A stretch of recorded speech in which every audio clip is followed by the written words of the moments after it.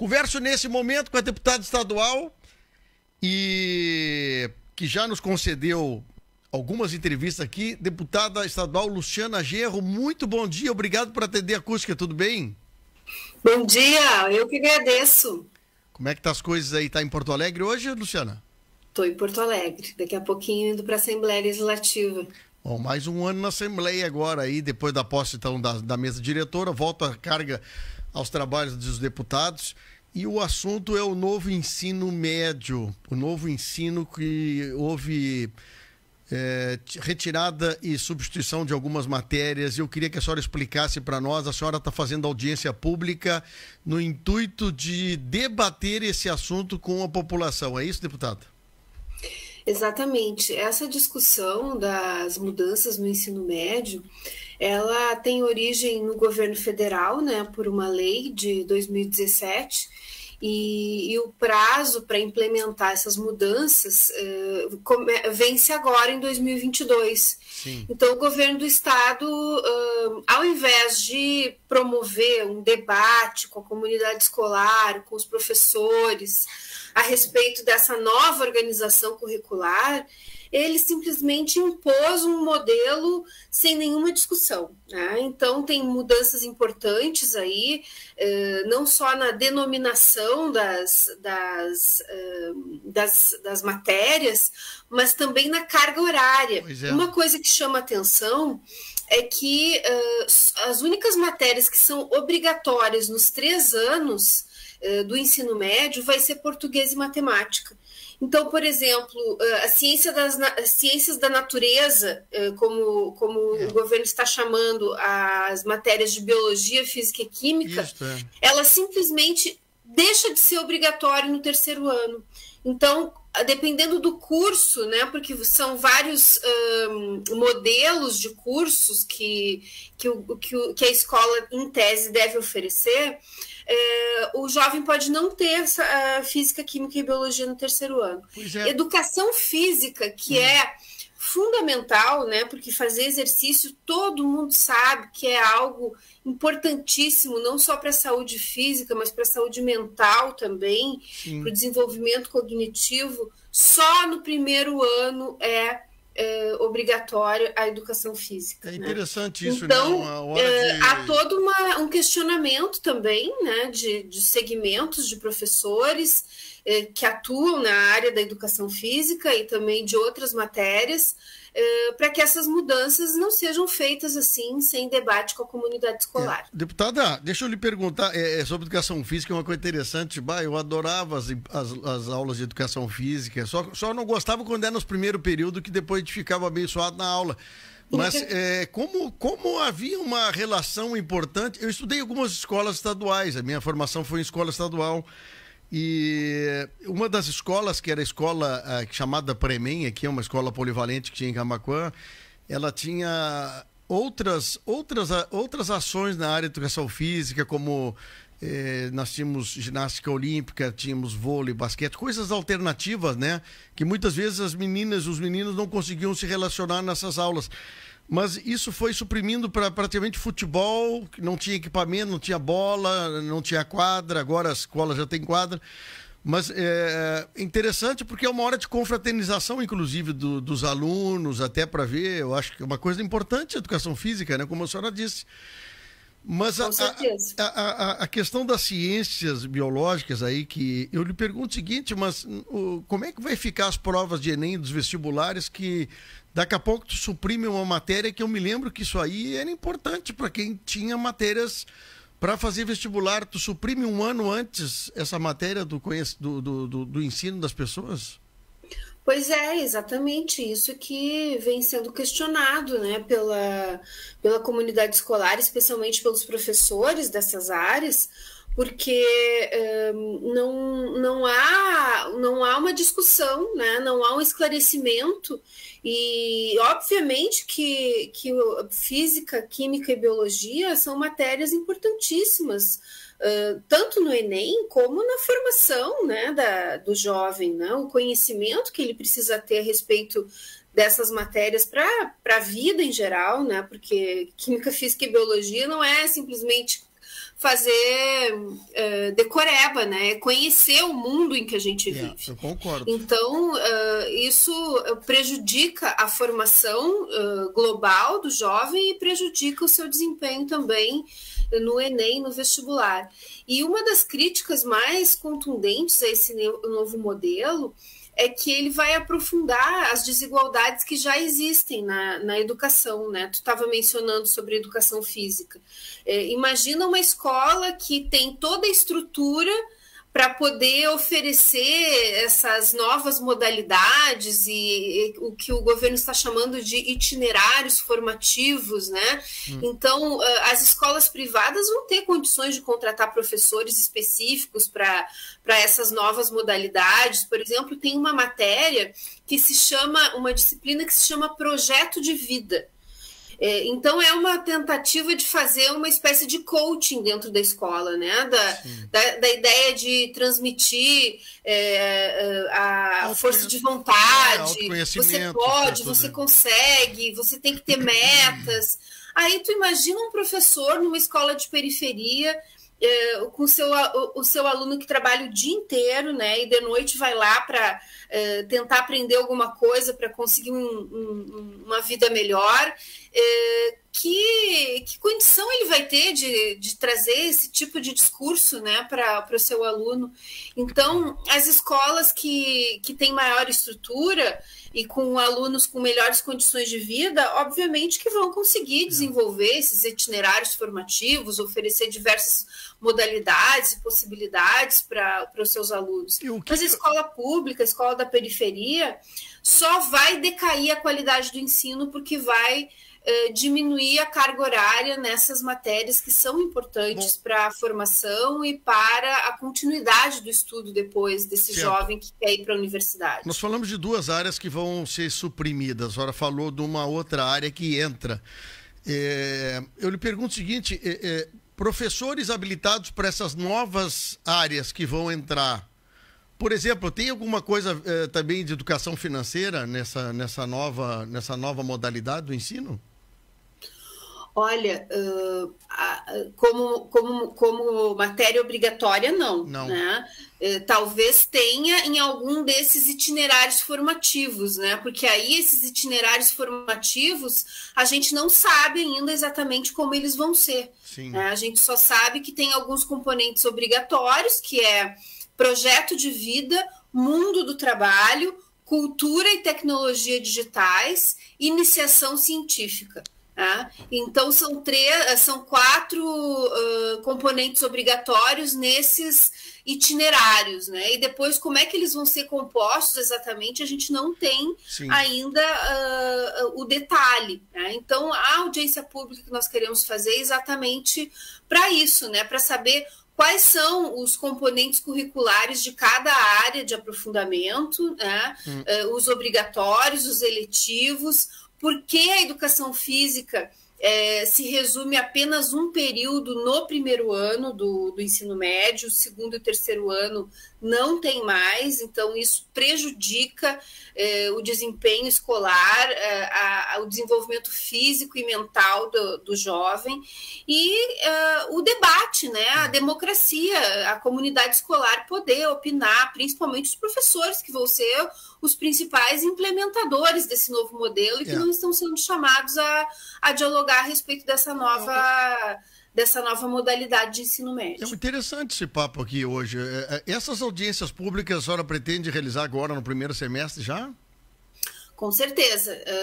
Nós temos a primeira reunião da Comissão de Educação na semana que vem. Essa semana ainda não temos convocatória do presidente, mas a semana que vem teremos. Aí eu aprovo o requerimento e no início de março a gente já pode estar realizando a audiência pública. O interessante é saber, primeiro é saber se a comunidade escolar, essas escolas estão se adequando, estão se preparando para essa mudança, que eu acho que é uma coisa importante.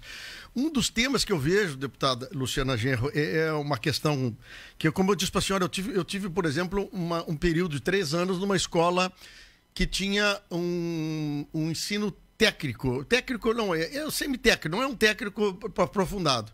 Que nós tínhamos aula de técnicas agrícolas, técnicas comerciais, domésticas e comerciais. Eram 4 técnicas, se não me engano. A senhora sabe que eu aprendi tanto naquelas pequeno tempo que nós tivemos dessas 4 décadas desses anos, que, olha, dá para a gente ter uma noção, assim, de pensar alguma coisa sobre carreira profissional. Camaquã, por exemplo, tem um polo moveleiro aqui, da área de construção de móveis, fabricação de móveis, essas coisas, deputado.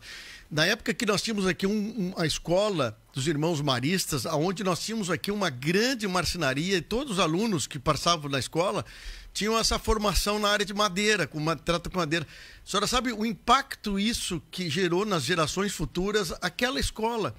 Nós hoje não temos mais escola buscando, pelo menos, pensar ou dar ideias de profissões, de coisas assim, mais, pelo menos parte de algumas profissões. Por que o Estado brasileiro ele se absteve de fazer essas escolas do ensino médio, onde eu estava, que era da 5ª à 8ª série, do ensino fundamental, e hoje, por exemplo, só tem IFSU? Interessante, né? Pois é, essa proposta de novo ensino médio, ela dialoga com essa preocupação, né, de dar um ensino mais técnico. Só que à medida em que se dá um ensino mais técnico, sempre vai se perder na formação de base do aluno, né? Então, o ideal é que o currículo obrigatório ele seja amplo o suficiente para dar uma formação para o aluno, para que ele possa escolher também seguir estudando e ir para a universidade e não esteja restrito a escolher uma profissão técnica após o ensino médio, porque ele não vai ter condições de passar no vestibular, porque ele não teve as matérias, o conhecimento necessário para dar prosseguimento a esse estudo. Então, a gente precisa pensar, oferecer ao aluno essas duas possibilidades, ao mesmo tempo que ele possa se aprimorar, como é a ideia de um IFSU, por exemplo, ou como ele também se aprimorar do ponto de vista do mercado de trabalho, como também ele possa escolher seguir numa vida acadêmica, seguir estudando, né? Agora, para isso a gente também tem que oferecer condições de trabalho para os professores. E hoje nós vemos os professores extremamente desmotivados, com salários arrochados, perderam direitos, perderam difícil acesso, perderam as gratificações, aquelas remunerações pelo tempo de serviço, estão há 8 anos sem reajuste salarial, sequer sem a reposição da inflação, a reposição que veio agora, grande parte não recebeu nada, né? Só os de início de carreira que realmente receberam uma reposição digna. Então, há uma contestação também por parte dos professores nesse sentido, né? De qual é a condição objetiva que eles têm de oferecer uma educação de qualidade para os seus alunos se eles próprios estão numa condição de precariedade muito grande. Mas é verdade, isso a senhora falou. Semana passada o governador teve aqui, o pessoal do CEPERC fez uma manifestação em frente à Associação Comercial, justamente falando sobre esse assunto. Deputado, só para me trazer uma notícia aqui aos pais que estão nos ouvindo, o IFSU Camaquã confirma, acabamos de receber a informação, confirma a volta às aulas amanhã. Deputada, a gente eu tenho vários amigos e filhos de amigos meus que estudam, por exemplo, no IFSU. Vamos só pegar o caso do IFSU aqui. A ausência de alunos em sala de aula, tendo aula apenas remoto, olha, é impressionante, eu estou dizendo pelos próprios alunos, assim, eles estão clamando pela volta às aulas, porque muito se sente, assim, menosprezado, eu acho que é a palavra certa, assim, né? Porque não estão conseguindo captar o que captaria dentro de uma sala de aula. Pelotas vai fazer paralisação, não vai ter aula de IFSU, por uma questão lá fizeram uma greve sanitária, chamada isso. Então, Pelotas não vai ter aula do IFSU Camaquã, vai ter aula a partir de amanhã, informa a direção da escola. Deputada, aumento do horário, da carga escolar, aí, da carga horária do ensino, de 800 para 1.400, eu acho que é. Qual é a sua opinião sobre isso? Eu acho que aumentar a carga horária é sempre uma medida positiva, no sentido de que ela, em tese, oferece uma ampliação da oportunidade de conhecimento para os alunos, né? Mas eu acho que o problema é que há uma falta de diálogo do governo com a comunidade escolar e com os professores, né? Então não se pode jogar simplesmente essa nova modalidade de ensino médio com aumento de carga horária, com mudanças tão significativas no conteúdo, né, do que são as disciplinas, e não dialogar, né? Então, por exemplo, essa cadeira, essa disciplina que eu mencionei de projeto de vida, quem é que tem qualificação para dar uma aula sobre projeto de vida? Projeto de vida não é uma coisa que se vai ter que ser um ensine novo professor, assim, né? De forma empírica, simplesmente, né? Vai ter que ser preciso ter um conhecimento, um estudo, um aprofundamento em como transmitir essa ideia de projeto de vida para um adolescente. Então, e essa matéria, essa disciplina de projeto de vida, ela vai ter duas aulas por semana, né? Com uma coisa que não se sabe exatamente o que é. Pode ser só encher linguiça, como se diz. Mas, né? mas que tipo de professor? A senhora falou do professor. O Estado vai contratar professores para esse tipo de disciplina? Pois é, esse que é o problema, a gente não sabe. Quem é que vai dar essa aula de projeto de vida? Quem é que vai dar aula de mundo do trabalho? Quem é que vai dar aula de cultura e tecnologia digital? Quem é que vai dar aula de iniciação científica? São todas matérias obrigatórias que compõem esse aumento da carga horária, mas que não se sabe o que é e nem quem vai dar essas matérias e com que qualificação vai dar essa matéria. Né? Eu me lembro... Então, são as perguntas que ainda estão sem resposta, que a gente quer que o governo responda na audiência pública. Nós estamos falando de uma disciplina, de uma mudança do ensino partindo do governo federal, e o governo estadual, a senhora reclama de que não há debate não está sendo feito debate do governo estadual com a comunidade escolar, é isso? Isso. A mudança no ensino médio veio a partir de uma lei federal, né? Essa lei foi aprovada em 2016, aprovada uma medida provisória de 2016 com a lei em 2017. Mas eu me lembro que teve bastante discussão sobre isso, assim, eu me lembro que não é uma coisa muito recente, assim, mas eu me lembro que muita gente falava sobre isso, né? Só que agora a senhora está trazendo uma informação de que, aprovada há 5 anos atrás, né, para implementar agora, pouca coisa, eu acho, né? Pouca coisa se organizou para isso, né? Exato. Então, a lei deu esse prazo de 5 anos, que vence agora, né? E essa implantação é gradativa, então agora ela vale para os alunos do primeiro ano, em 2022, depois do primeiro e segundo em 23, e todos os 3 anos a partir de 24.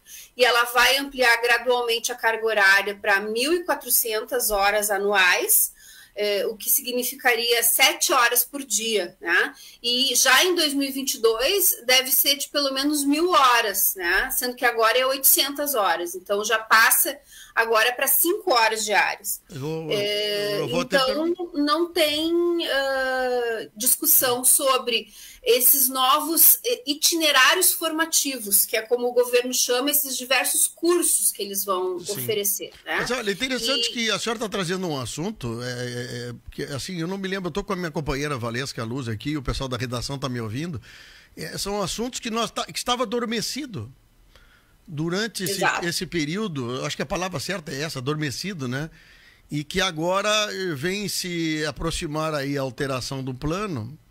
E eu vou até pedir para o pessoal da redação nossa aqui começar a procurar alguns professores, diretores de escola, para saber o que está sendo previsto, gestado dentro das escolas, sobre a alteração disso aí, do novo modelo que inicia agora, né? Daqui a um ano, meio ano, um ano. Não, inicia agora, nós estamos em 2022, né? Então, os alunos do ensino médio do primeiro ano, em tese, já vão estar nesse novo modelo, tá? E não se sabe como é que ele vai funcionar. Se sabe que só os conteúdos de português e matemática que vão ser obrigatórios nos 3 anos letivos, né? O 40% da carga horária vai ser ocupada por esses itinerários formativos, que não se sabe exatamente como vão ser, quem vai dar essas matérias aí, como eu citei, de projetos de vida e outras coisas que são vagas, né? E não se sabe exatamente que conteúdo vão ter.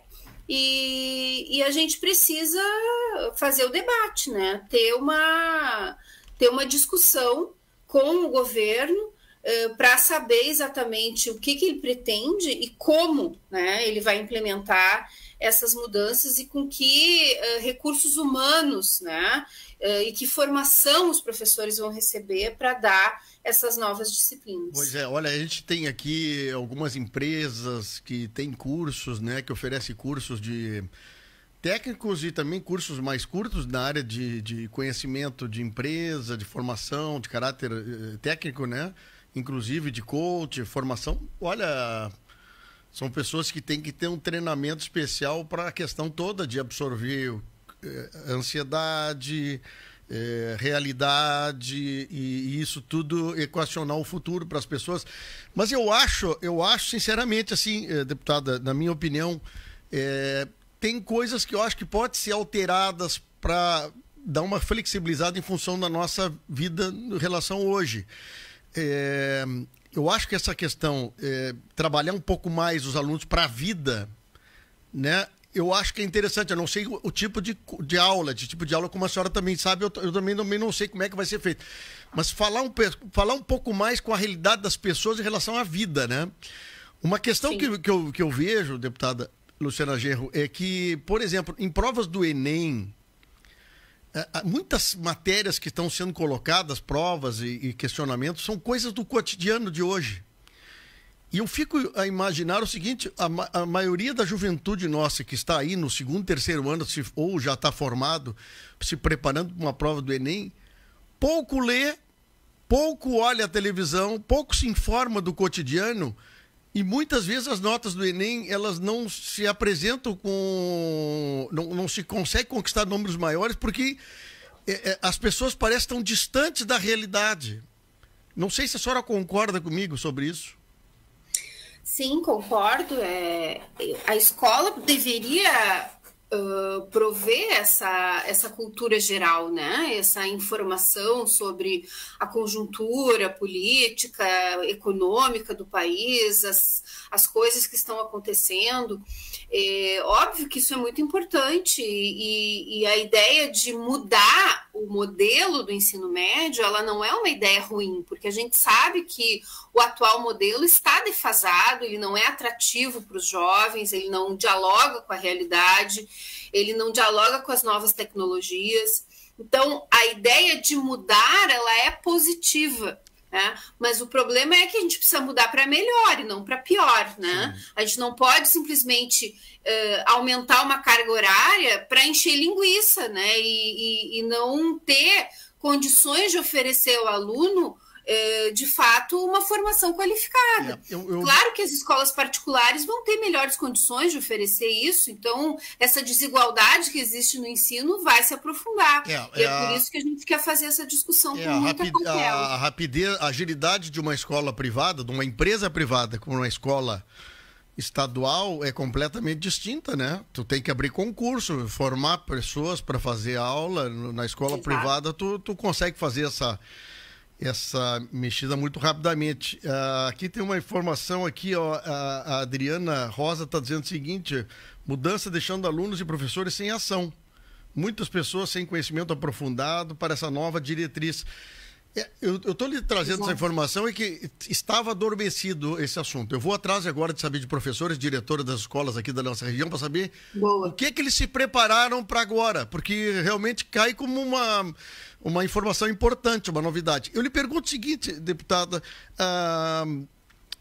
se não há concurso, se não há gestão de aperfeiçoamento dos professores existentes para dar algumas aulas diferenciadas ou novas, como é que vai ser o dia a dia disso dentro de uma escola, hein?